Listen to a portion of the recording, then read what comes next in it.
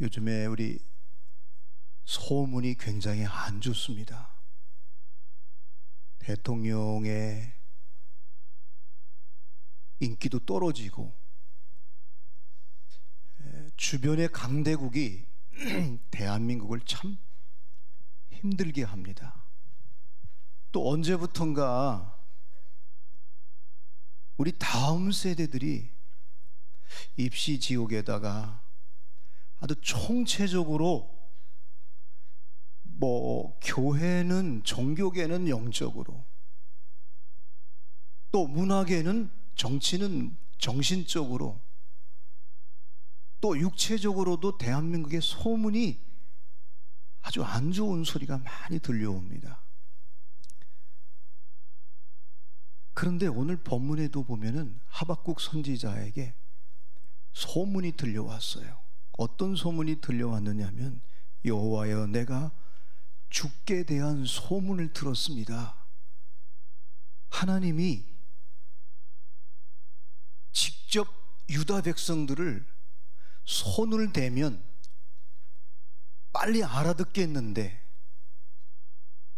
세상에 너무 악한 사람들, 바벨론 사람들의 손을 빌려가지고 하나님이 택한 백성 이스라엘, 유다 백성들을 너무너무 힘들게 하는 거예요. 하박국 선지자가 그 소문을 들은 거예요. 하나님이 바벨론 나라를 통해서 바벨론을 손을 이용해서 유다 백성들을 완전히 성전도 망가뜨리고 노예를 만들고 똑똑하고 가정과 가문의 젊은 아이들을 전부 자기 나라의 노예로 끌고 간다는 거예요.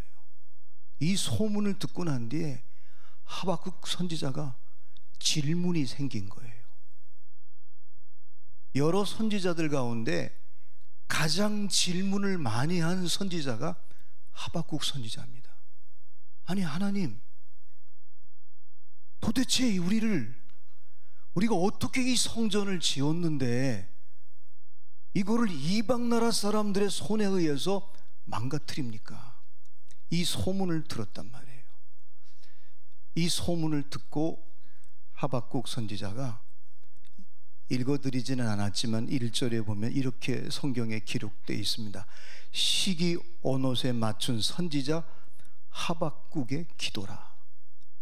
이 소문을 듣고서 기가 막히기도 하고 하나님께 질문도 있는데, 먼저 뭐를 했느냐면 기도했어요. 하나님께 기도하면서,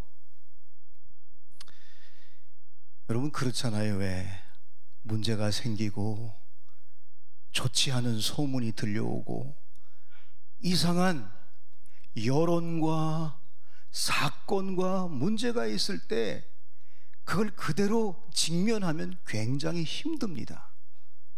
육체적으로도 힘들고 정신적으로도 힘들고 영적으로도 굉장히 힘들은데, 이상하게 놀라운 것은 기도하면 그때부터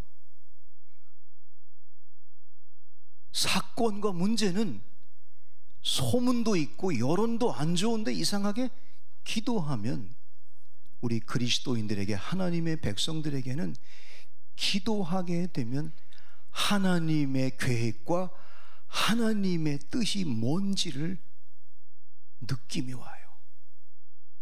그리고 더 깊이 기도하면 더 이 문제를 가지고 하나님 앞에 나가서 묵상하고 주의 언약의 말씀을 읽고 묵상하면, 이상하게 문제는 해결되지 않았는데 그 문제가 어떻게 시작되고 어떻게 끝날지를 알게 돼요. 자, 하박국 선지자가 너무 기가 막힌 소문을 들은 거예요. 하나님께 질문했어요. 그냥 질문한 게 아니라 기도하면서 하나님의 말씀을 붙잡고 기도하다가 이제 느낌이 온 거예요. 영적 느낌이, 어떤 느낌이 왔느냐면, 그러면서 오늘 하박국 3장 2절 말씀을 쓴 거예요. 첫 번째가 뭐냐면, 하나님께서 반드시 우리에게 긍휼과 자비를 베풀어 줄 거라는 거예요. 진노 중에라도, 지금 소문도 안 좋고 이 소문은 그대로 될 거예요. 하나님이 유다 백성을, 성전을 다 망가뜨릴 거예요. 근데 그 소문대로 진행될 거예요. 근데 하나님이 반드시 긍휼을 베풀 거다. 이 긍휼이라는 말은 영어 성경에는 compassion이라고 돼 있어요.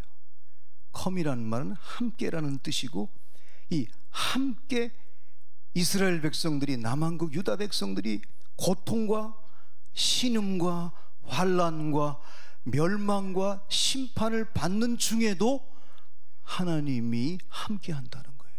이게 바로 긍휼이거든요. 그래서 진노 중에라도 하나님이 함께 한다는 거예요. 여러분, 우리가 모든 것이 형통할 때도 하나님이 함께하면 기쁘지만은, 고통 가운데서도, 무너지는 가운데서도, 문제 가운데서도, 그리고 엄청난 사건 앞에서도 옆에 하나님이 함께한다면 그거는 놀라운 구원의 역사요. 하나님이 반드시 함께하기 때문에 이 과정을 통해서 바벨론을 막대기로 써서 우리를 때렸지만, 아프지만은 우리를 새롭게 할 거라는 걸 깨닫게 되는 거예요. 두 번째로는 오늘 하박국 선지자가 부흥을 달라고 기도해요. 부흥을 수년 내에, 이게 이제 몇 년 걸릴 거란 말이에요. 이 하나님이 손을 대고 반드시 이 문제를 해결할 건데, 그러나 수년 내에, 이 수년 내라는 말은 지나가는 시간 속에 언젠진 모르지만은 반드시 하나님의 리버벌, 부흥의 때를 줄 거라는 거예요. 부흥이 무슨 뜻입니까? 소생시키는 거예요. 새롭게 하는 거예요. 만약에 지금 이대로 가면 사실은 더 어려워질 수 있는데, 하나님이 하나하나 정리할 건 정리하고, 매듭질 것은 매듭짓고, 수술시킬 것은 수술시키면서 반드시 부흥을 줄 거라는 거예요. 사랑하는 여러분, 지금 우리는 대한민국, 또 우리 이 시대에 소문이 안 좋은 게 너무 많습니다. 그런데 놀라운 것은 하박국 선지자가 기도하면서 하나님께 질문을 던졌어요. 그래서 하박국 기도는 여러분이 잘 아는 대로 이거 해주세요, 그런 기도가 아니라 질문을 통한 기도였어요. 그래서 내년 한 해는 우리 모든 세린의 가족들이 하나님께 질문하면서, 하나님, 우리 딸이 앞으로 어떻게 될 것 같아요? 우리 자녀들이, 우리 손자들이, 우리 공동체가, 우리 사업장이, 내 직장이, 아니 내 인생이 어떻게 될 것 같아요? 질문하면서 기도할 때 두 가지, 하나님의 컴패션, 긍휼과 두 번째, 우리에게 부흥을 주실 줄로 믿습니다.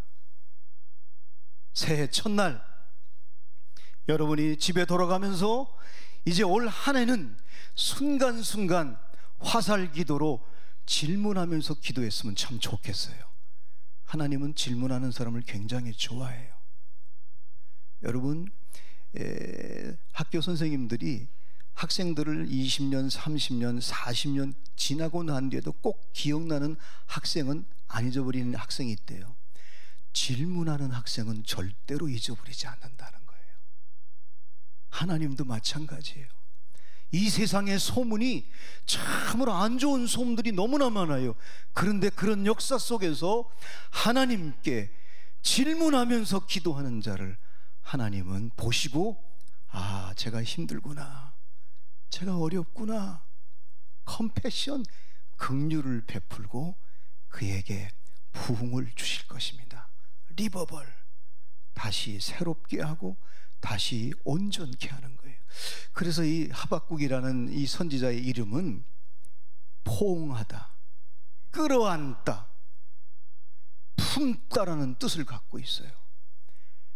좋지 않은 소문이 있었지만은 하박국 선지자는 이름대로 고난도 심판도 어떤 문제도 끌어안는 거예요.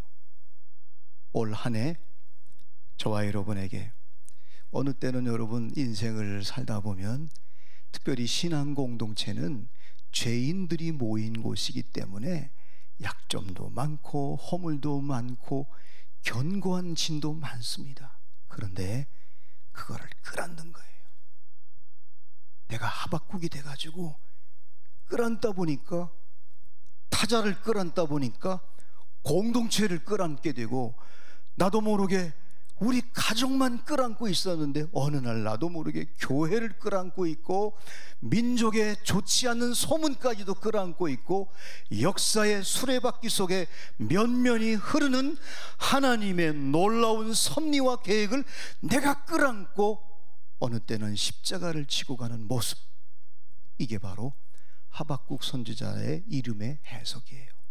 여러분, 올 한 해 여러분이 모든 것을 끌어안고 포용하고 수용하고 질문하면서 기도할 때 하나님께서 컴패션, 여러분과 함께하고 리버벌, 부흥을 주시는 그런 역사를 경험하는 은총이 있기를 주님의 이름으로 축원합니다. 아멘.